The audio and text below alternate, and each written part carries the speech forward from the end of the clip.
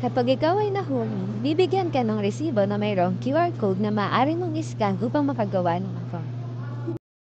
Sa paggawa ng account, kailangan mong maglagay ng email at password.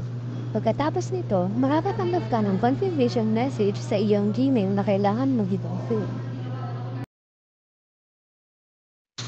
Idedirekta ka nito sa login page kung saan ilalagay mo iyong email at password na ginamit mo sa paggawa ng account.